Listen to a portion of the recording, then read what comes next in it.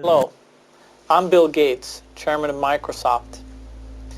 In this video, you're going to see the future. You find an idea that requires 3 or 4 years of improvement and patience and really sticking with it, that we're very good at that. Take Windows, which we bet our company on. Everybody doubted that would succeed. IBM did not support us in that. It took longer than we expected. Over 4 years before finally graphical interface got popular, and now people take it for granted. It's part of every personal computer, and you just expect it to be there. That was one of the grand successes of the company.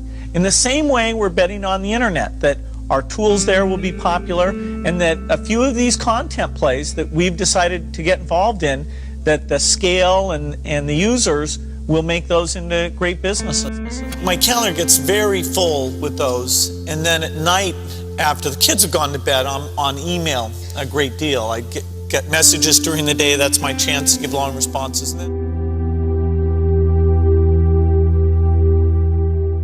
I take 2 weeks a year to just go off and read and think, where I'm not interrupted by work or anything else. I'm just solidly trying to think about the future, and people get to send me things to read as part of that so-called Think Week. So it's a nice mix of things. About 25% of the time that I'm out traveling around, meeting with customers, Europe, Asia, and that sort of helps me think, okay, do we have the right priorities? What are people responding well to, and what would they like to see us do better? Sense of design, that everything had to fit a certain aesthetic. The fact that he, with this little engineering background as he had, it shows that design can lead you in a good direction, and so phenomenal products came out of it.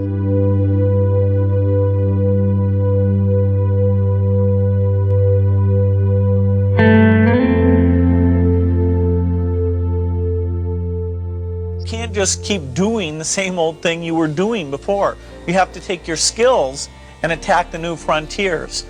For example, graphical interface used to be outside the operating system, and so there were many people doing those systems. Windows came out ahead there, and now it comes with the operating system. Likewise, the browser is something that Netscape looked at, turning the browser into an operating system, and we looked at taking our operating system and building the browser in an integrated fashion. And so that was a good example of the kind of competition that spurs this. You've got to enjoy what you do every day. And for me, that's working with very smart people. It's working on new problems. Every time we think,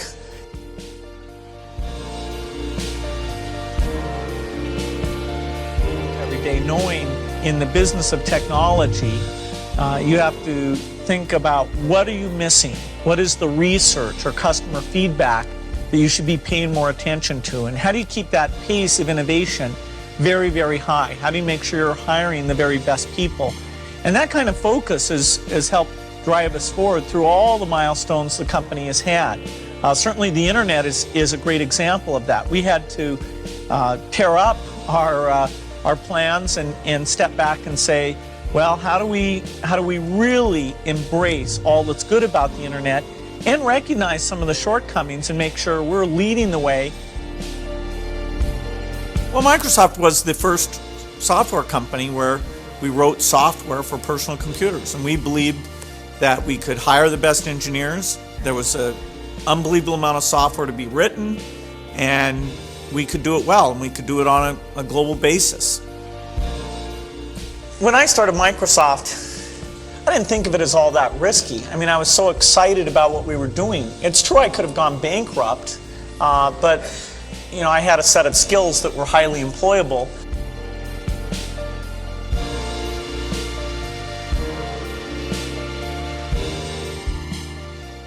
The key point there is you've got to enjoy what you do every day. And for me, that's working with very smart people. It's working on new problems. Every time we think, hey, we've had a little bit of success, we're pretty careful not to dwell on it too much because the bar gets raised. I talked to my dad, I talked to Warren, I talked to my wife Melinda. So I have enough people that know me and actually know where my judgment isn't its strongest, where I might get overexcited about something or forget to think about something. And so they're good at correcting, particularly Melinda, good at correcting whatever those blind spots are. And I think it's good to encourage your friends and advisors to really give them that license. I can go to a party and forget to say hello to various people or something. That's a very minor example of my blind spots. So a small number of people that you can turn to on certain key things is a great asset. My best business decisions really have to do with picking people. Deciding to go into partnership with Paul Allen is probably at the top of the list. And then subsequently hiring a friend, Steve Ballmer. And having somebody who you totally trust, who's totally committed, who shares your vision and yet has a little bit different set of skills, and also acts as a check on you. Some of the ideas you come up with, you run by them because they're going to say, hey, wait a minute, have you thought about this and that? And just the benefit of sparking off of somebody who's got that kind of brilliance, it's not only made it fun, but it's really led to a lot of success. So picking a partner is crucial. I had one habit that I developed when I was at college that was actually a very bad habit, which was I like to show people that I didn't do any work and that I didn't go to classes and I didn't care. And then at the very last minute, like 2 days before the test, I'd get serious about it. And people thought that was funny. That was my positioning, the guy who did nothing until the last minute. Then when I went into business, that was a really bad habit. It took me a couple of years to get over that. Nobody praised me because I would do things at the last minute, and I tried to reverse to students I didn't think that highly of, who were always organized and had things done on time. I'm still working on it, but procrastination is not a good habit. I was intrigued by figuring out what it could do and what it couldn't do, and some friends and I spent lots of time. The teachers got intimidated, so we were on our own trying to figure it out. Actually, we gave a course on computers to the other students, and it became a fascination where we got paid for doing computer work and talked about forming a company, but there was kind of a magical breakthrough when the computer became cheap and we could see that everyone could afford a computer. That was much later, but that's what got us to really get together and create a company for software. When I was very young, I hadn't been exposed to computers, so I was mostly just reading, doing math, learning about science, and I wasn't sure what my career would be.